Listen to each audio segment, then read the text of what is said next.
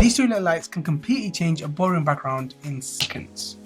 These are the NEEWER Basics FL10 and FL20. They've actually got an incredible list of features including 20 different patterns you can project onto your background. I've been trying these for the past few weeks to see what you can do with them, what the difference is, and whether you should get one for your setup. Let's start with the FL10 first. You get the silicon snoot for the projection, a user manual, 20 filters for the projection, a USB Type-C cable, a grey velvet bag, and finally the flashlight itself. With the FL20 you get pretty much the same things: the silicon snoot, 20 filters for the projection, a user manual, a USB Type-C cable, the grey velvet bag, and finally the flashlight itself. So pretty much identical content across both boxes. So looking at the lights themselves, there isn't a massive difference between them other than the size. They both have the aluminium body and this textured grip around the middle, which feels really solid. And they're both shaped like normal flashlights, so they're really easy to pick up and start using. So let's look around the FL10 first. You've got the power button, 3 mounting slots, one is at the bottom and then you've got 2 on the sides. And at the back, you've got the USB Type-C port. And then with the FL20, you can see it's bigger.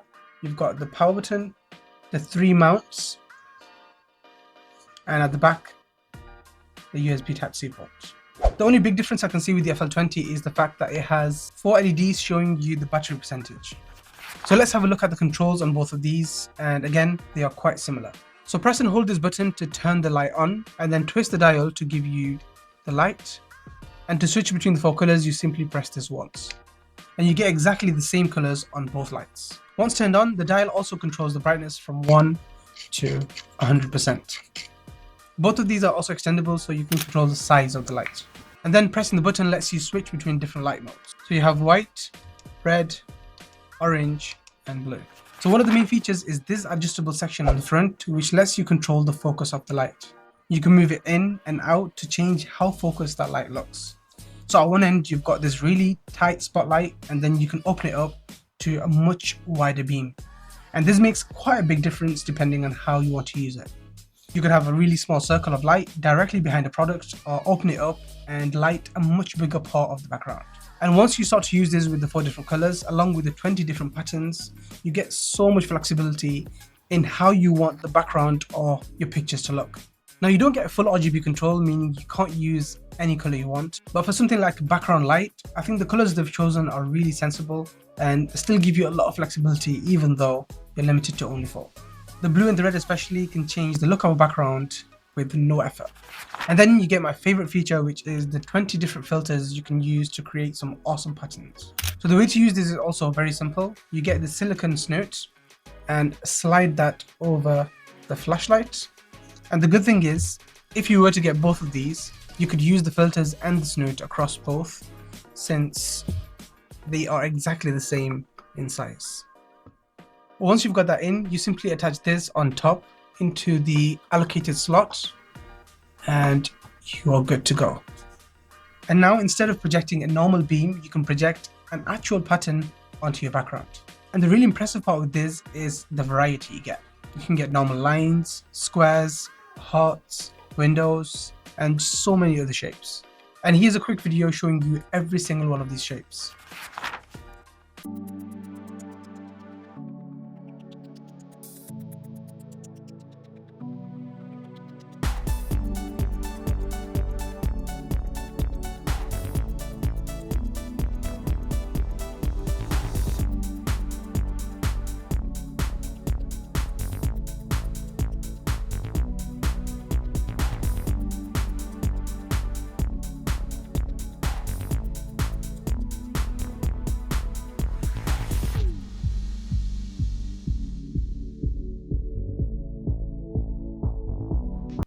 And you can even make your own patterns if you don't necessarily want to be limited to the 20 that it comes with. Now you may be thinking why you should buy one over the other if the design is the same, the quality is the same, it comes with the same accessories. What really is the difference? And that's where we get to the main difference, which is the power. The FL10 is a 10 watt light. The FL20 is 20 watts. What that means is the FL10 can produce up to around 1620 lux, while the FL20 goes up all the way to 3000 lux. So you're essentially getting double the power with the FL20. And when you've got them side by side, you can definitely tell the difference. But I don't think that makes the FL10 weak by any means, because if you're using this close to your source and all you want is a little bit of extra color in your frame, the FL10 is more than good enough. But where the FL20 makes more sense is when you want to move it further away or you want much more color in your frame, then the FL20 is definitely the right choice. And because you could also control the brightness with the dial, the FL20 just gives you much more flexibility. Both lights are also rated at 95 CRI. To understand that in basic terms is the higher the number, the more accurately the light should reproduce colors. And if you're using these for photography or video, that's obviously important. Now if you're thinking of buying any of these for your main studio light, I personally wouldn't recommend that. I think these work much better as a background light or for product shots, accent lighting, or just adding something extra to the scene.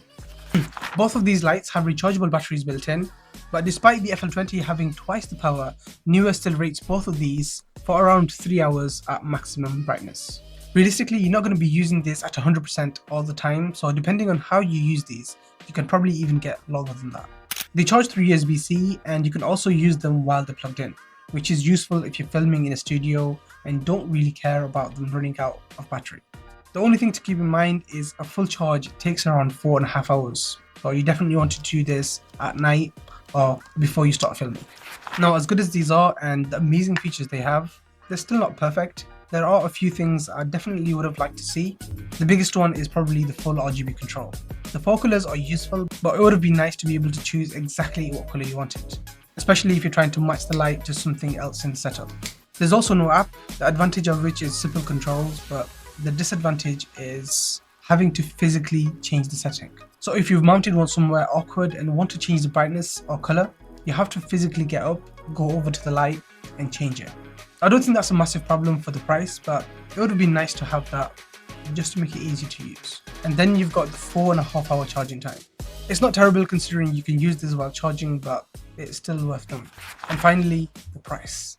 The FL10 is currently $59.99 on the official NEEWER website, while the FL20 is $74.99. So there really isn't a massive difference in price. And I think that's what makes the decision quite easy for me. You're basically getting the same features on both, the same adjustable beam, the same colors, the same 20 patterns, similar battery life, and almost the same overall size. But for the extra price of around $15, you're getting twice the power. So if I were to buy one, I'd definitely go for the FL20, but that doesn't make the FL10 not worth buying. It's just the extra value I see in twice the brightness you get with the FL20. Overall, I think both of these are really cool and useful lights that I'll definitely be using in my videos. As always, I'll leave links for both of these lights in the description below.